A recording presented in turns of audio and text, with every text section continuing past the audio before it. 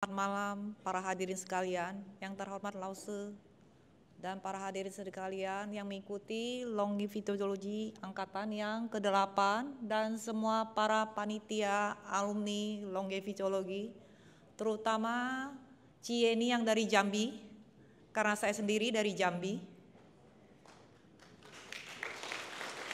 Hari ini saya bisa berdiri di sini karena juga berkat Cieni.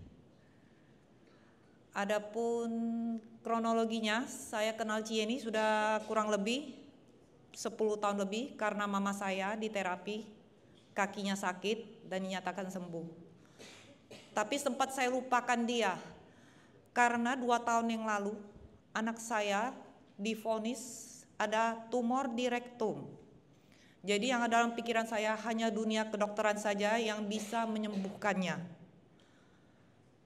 Setelah melalui proses biopsi, akhirnya anak saya mengalami operasi 3 kali di Jakarta. Dan tumornya masih banyak. Karena rektum kita itu 15 cm, tumor anak saya 10 cm. Sedangkan kalau di usus itu bisa dipotong, sambung. Sedangkan di rektum kalau dibuang, tidak bisa lagi menahan BAB. Jalan terakhir, kalau mau cepat sembuh kata dokter, buat stoma. Mengingat anak saya masih umur 20 tahun. Apalagi seorang perempuan masa depannya masih panjang. Alangkah kasihannya kalau dia harus pasang kantong selama ini di perutnya. Akhirnya dokter memutuskan kita pelan-pelan kikis saja tumornya. Setelah 3 kali operasi, tumornya masih banyak. Akhirnya terpikir saya mau ke Penang. 2 kali berturut ke Penang, hasilnya juga begitu. Jalan terakhir dokter Penang usul saya ke KL. Karena alat di Penang itu tidak ada lagi yang bisa digunakan untuk sambung robotik.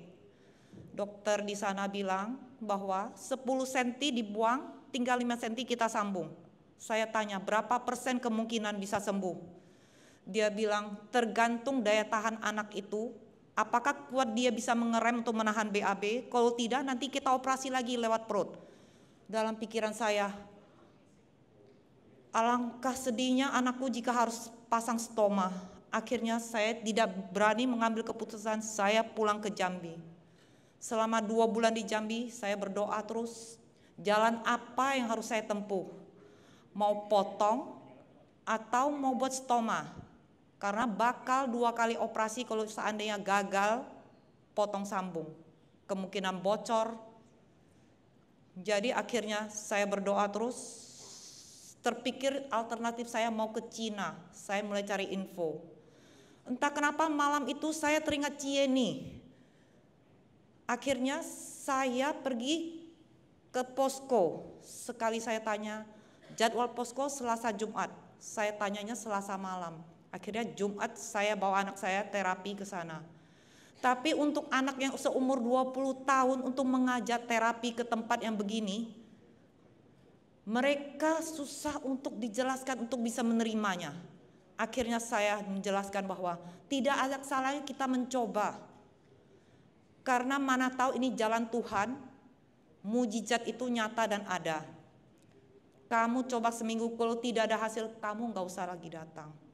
Jadi begitu ikut terapi pertama kali, karena kondisinya rektum ada tumor, setiap kali BAB berdarah.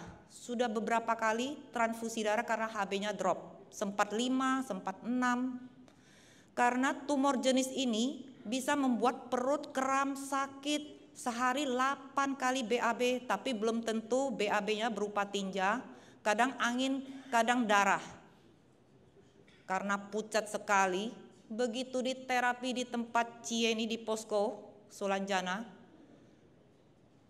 malamnya pulang, biasanya beolnya berdarah, langsung tidak berdarah, dan perut tidak kram. Untuk keesokan harinya saya coba lagi, secara tidak sengaja. Pas hari itu terapi dia pakai celana pendek. Saya kebetulan pas hari terapi yang kedua itu tidak ada jadwal di posko, berkat bantuan Cieni ada relawan yang mau menterapinya. Begitu saya lihat hampir sejam terapi, dari lutut sampai telapak kaki langsung bersemu merah, telapak kakinya mulai merah, bibirnya mulai merah. karena sudah kebiasaan transfusi. Jadi saya tahu, wah ini kalau warnanya udah begini, ini bakal pasti dalam bulan ini saya harus bawa ke rumah sakit untuk transfusi minimal 3 kantong. Begitu saya lihat begitu, mulai memerah, saya cepat keluarkan HP saya foto. Karena posisi anak saya di terapi, dia pejam. Saya takutnya begitu nanti dia buka mata, saya bilang dia nggak percaya. Saya foto. Begitu selesai terapi, dia buka mata, dia lihat. Oh iya ya, kok telapak tangan saya merah, bibir saya merah, kaki saya merah. Akhirnya foto itu saya dokumentasikan biar ada bukti ke anak saya dan untuk para hadirin sekalian. Sekali terapi mulai hari ke-9, kebetulan anakku baru selesai kuliah, dia mendapat panggilan kerja di Jakarta. Akhirnya saya ke Jakarta dan mencari lewat Google, cari posko-posko yang ada di Jakarta. Ternyata tempat tinggal saya di Jakarta Selatan lebih dekat ke posko Permata Hijau.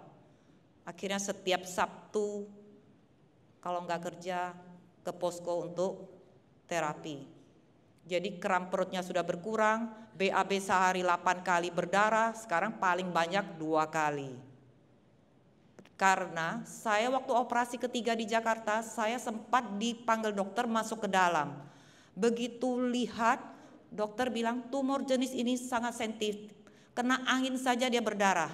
Begitu dokter semprot alat laser, semprot air, langsung push, darah segar langsung keluar. Jadi jangankan tinja lewat, angin saja kalau dia kentut gitu, darah pun keluar. Sehabis terapi yang kedua di Permata Hijau setiap Sabtu, pas malam itu dia rasa perutnya kembung gak enak. Dia masuk ke WC, sekali terasa angin yang keluar, tapi terasa ada sesuatu yang keluar. Sekali dia lihat daging potongan tumor itu lepas. Sedangkan menurut dokter Penang itu sudah terlalu lengket menyatu, dia tidak berani potong lagi, karena takut nanti dinding ususnya jebol, nanti perlu operasi besar. Jadi sejak itu serutin mungkin saya usahakan bisa terapi. Tapi karena Jakarta jauh, cuma dibuka poskonya cuma ada hari Sabtu. Kebetulan saya di Jakarta sini baru cari kos, baru belum ada sebulan. Dengar Cieni bilang bahwa ada seminar longevitologi angkatan ke-8, ayo semangat ikut, setidaknya nanti hari-hari biasa kamu bisa bantu terapi anakmu. Testimoni fotonya ada, itu potongan dagingnya, kakinya, tangannya pucat. Setelah di terapi kakinya merah. Kira-kira terima kasih testimoni saya untuk hari ini. Oke, terima kasih buat sharingnya yang luar